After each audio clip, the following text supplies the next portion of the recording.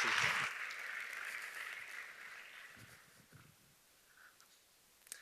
In 1982, I arrived in China to teach, by boat, incidentally. At that time, no one knew whether or not religion had survived China's Cultural Revolution that sought to stamp out all religious practice and belief. To my surprise, and the surprise of almost everyone, religion not only survived, but grew behind what was then called the bamboo curtain. In November 1989, I was flying via Berlin to the Soviet Union, where I was coordinating cultural and educational exchanges. As my plane landed in Berlin, my friend raced up to me and he said, "Did you hear?" "Hear what?" He said, "The wall. It's falling right now." We hopped in his car, we drove as fast as we could to the wall, and we were part of the crowds pulling the wall down on that day. As the Iron Curtain fell, a whole new possibility for religion in the world opened up. And then on September 11th, 2001, I was teaching in the Middle East, in a town with 20,000 Taliban. The events of that day and those that followed changed many things in the world, and it changed my own work and my research.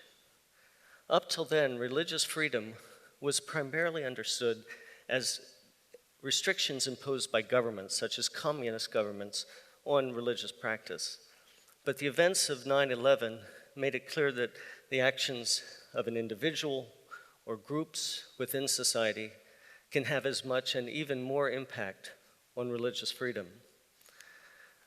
That set me on a course to do a social scientific study of global restrictions on religion. The data that I've been developing over the past decade have enabled conversations that weren't possible before, because I'm putting religious freedom in concrete terms and looking at it based on facts. Just last month, I was at the United Nations Human Rights Council meeting with a group of experts who are looking at the data that I'm going to share with you today as contributing to a possible early warning system for the prevention of mass atrocities and even genocide. So let's take a tour of the data that I have. First, in the world today, more than 8 in 10 people follow a religion. And even among the 16% of people who don't follow a religion, many of them engage in some religious practices or have some religious beliefs. Because religion is connected to most people in the world, it's important to ask how free someone is to practice their faith, free to practice their faith, to change their faith, or have no faith at all. But measuring religious freedom is very difficult, because how can you measure how free someone is? So instead, as a social scientist, I measure its inverse. I measure restrictions on religion coming from governments as well as from groups in society. The findings of my study show that 40% of countries in the world live in countries with high or very high religious restrictions or hostilities. But because several of these countries are very populous, about 3/4 of the world's population, or 5.1 billion people, live in countries with high religious hostilities or restrictions, the majority of which are felt by religious minorities. The findings of this study are based on a careful analysis of 198 countries and territories around the world. Each year since 2006, my team at the Pew Research Center has been carefully studying the laws and constitutions of each of these countries, as well as human rights reports from major international sources, such as the United Nations, the US State Department, the European Union, Human Rights Watch, Human Rights First, Amnesty International. We study these reports, reading each one very carefully, and then we count up each government restriction on religion and each social hostility involving religion, and then add them up into indexes for each country. I'll explain that in a minute. But at first, I should mention that our research is completely neutral, or tries to be. That means if there's a restriction that's very popular or even has public support and political support, such as banning the burqa in France, we still count it as a restriction, regardless of its popularity. In that way, Pew Research is like a thermometer. We measure, but we don't diagnose or suggest a treatment. But we firmly believe that having good, solid facts can make the world a better place because it gives people common language to discuss things. But first, what is a government restriction on religion, and what's a social hostility involving religion? Let me give two examples. In Pakistan, blasphemy is punishable by imprisonment or death. That means you can be put to death for saying something or doing something considered critical of God. That's a government restriction. But recently, when two leading Pakistani politicians were assassinated because they suggested overturning the blasphemy laws, that's a social hostility involving religion. Another example from Indonesia. Ahmadiyya Muslims are considered by the Indonesian government to be heretical Muslims because they believe in a prophet that came after Muhammad. Therefore, the government confines all their activities within the mosque. They restrict their preaching, their proselytizing, their literature, and their buildings. Those are government restrictions on religion.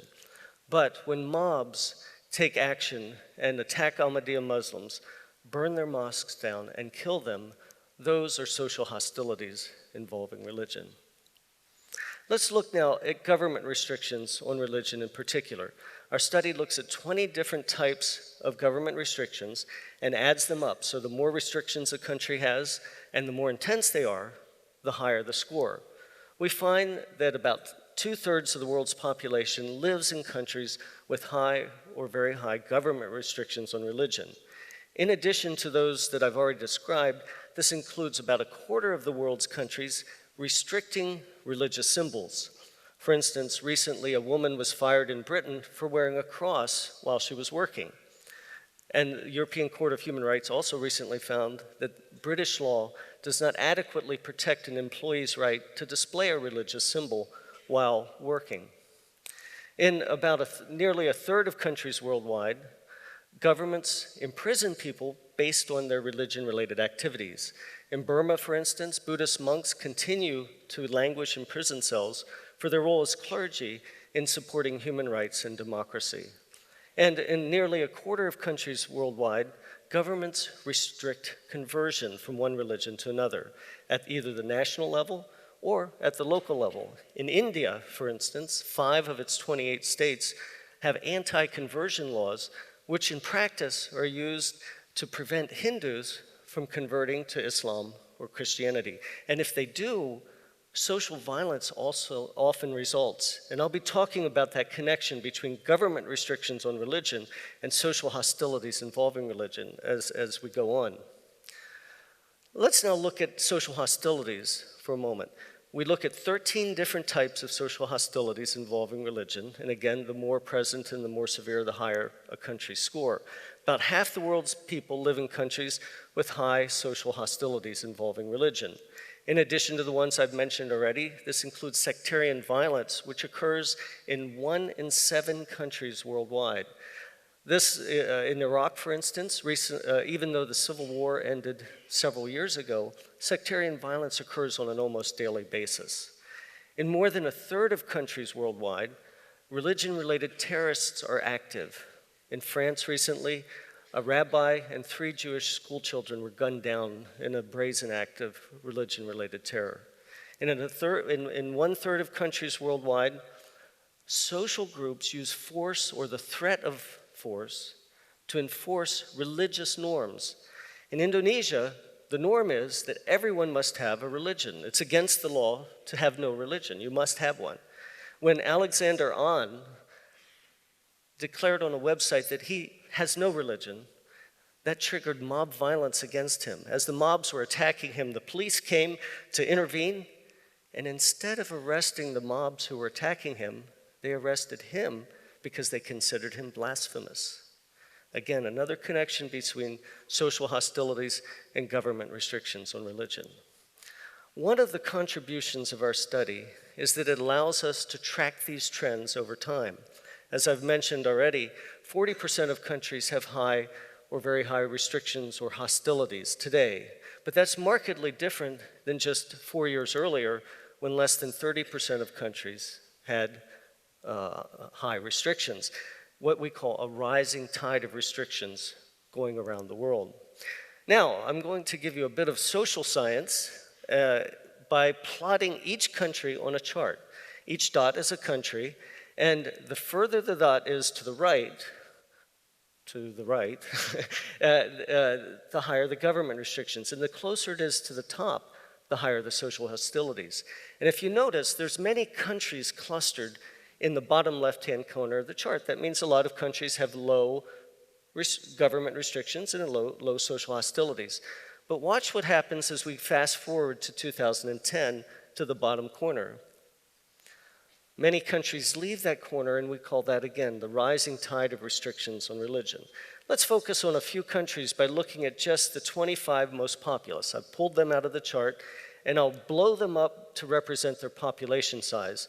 So China in the bottom right-hand corner is the largest bubble with the largest population. Countries among this group of countries that have relatively low religious restrictions and hostilities include Brazil, the Philippines, Japan, and the United States. There's 4 countries in particular that stand out as having very high restrictions because they're high on both indexes: Pakistan, Indonesia, Russia, and Egypt. In Egypt, for instance, religious conversion is a one-way street. The government allows you to convert into Islam, but prohibits you from converting out of Islam. In Russia, recently the mayor of Moscow said that the city can only have 4 mosques for Muslims. Only 4, despite the fact that the Muslim population has more than doubled in the last decade from 500,000 to more than 1 million today. So if you can imagine on a Friday, if they all go to mosque, that's 250,000 Muslims trying to squeeze into a mosque that's meant for a few hundred. Now, China is what social scientists call an outlier. It's the only country in this part of the chart, meaning it has very high government restrictions on religion, but only moderate social hostilities involving religion. When I speak in China to government officials, they say, well, see, this shows that our high restrictions are keeping social hostilities low. That may be, but the data say something different. In 2007, social hostilities in China involving religion were lower, and then by 2011, they're increasing. For instance, a growing number of Buddhist monks, nuns, and lay people are self-immolating or setting themselves on fire in protest of Chinese policies toward Tibet and Tibetan Buddhism. Our study also groups countries into major world religions. The main finding when we do this is we see that the Middle East and North Africa is an outlier, having the highest levels of social hostilities and government restrictions of the world regions. Arab Spring happened in 2010, 2011. What happened to the Middle East and North Africa in terms of religious freedom during this time? A time when many hoped that freedom would come as spring would come. Our study found that the Middle East and North Africa became even more of an outlier. So why is it that restrictions and hostilities are so high in the Middle East and North Africa? I can't answer that fully, but our data gives some indications. As I've mentioned, there's a connection or a strong association between a government restriction and social hostilities involving religion. The one type of government restriction that has the strongest association with social hostilities involving religion is government favoritism of one religion to the detriment or exclusion of other religions. So when you favor one, that tends to be associated with high social hostilities. How does the Middle East and North Africa score on this measure compared with the rest of the world? They're an astounding 8 times higher than the rest of the world in terms of government favoritism of religion. So therefore, it's not surprising that there would be high social hostilities in the region. Now, we can also look at the other side. Which of our types of social hostilities is most closely associated with high government restrictions? We find that sectarian violence is most strongly associated with government restrictions among the 13 we look at. So again, the Middle East and North Africa stands out on this measure as having 4 times the level of sectarian violence as the rest of the world combined. We also find that religious restrictions from one country can cross borders to another country. A young journalist in Saudi Arabia by the name of Hamza Kashgari recently tweeted some doubts about his faith on the Prophet Muhammad's birthday. That tweet was followed by death threats. And once he received these death threats, he feared for his life and fled to Australia to seek asylum. But along the way, his airplane had to stop in Malaysia to change planes. Saudi Arabia issued an extradition request for Hamza Kashgari to be sent back to Saudi Arabia to face blasphemy charges, which carries the death penalty. Malaysian authorities honored the Saudi government request, turned him over to Saudi authorities, put him on an airplane and sent him back to Saudi Arabia, where he's in prison today. Many of the things that I've talked about today are sobering and perhaps even shocking, and many more examples could be given. Yet, the news is not all negative. This new way of looking at religious freedom through the lenses of government restrictions and social hostilities in concrete and factual terms has increased the ability of people to have discussions where discussions previously were impossible. For instance, these findings are being discussed in the United Nations, at the European Union, at the European Parliament, and in the US Congress, and creative actions are being taken in response to these data. Austria recently had the United Nations Alliance of Civilizations meeting, and at the meeting they made the rising tide of restrictions on religion a central theme of the meetings.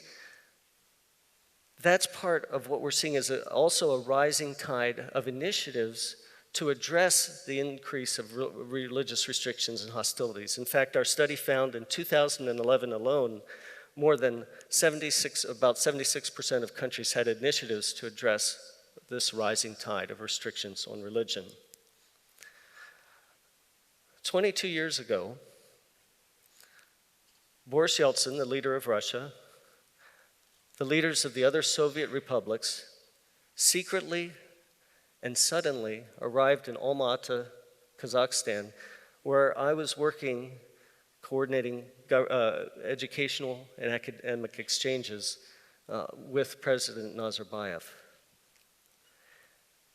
The next morning after they arrived, they signed the papers that dissolved the Soviet Union, and that happened in my office building. A few days later, President Nazarbayev had a press conference with then Secretary of State James Baker. And at the press conference, many questions were asked, but one was asked, President Nazarbayev, will you give Kazakhstan religious freedom? He looked around the room and he said, yes, for the Muslims and for the Orthodox. And then he looked right at me and he said, and for the foreigners. Little did I know that 22 years later, I'd be able to give President Nazarbayev, still President Nazarbayev, data to see how well that initial hope has turned out.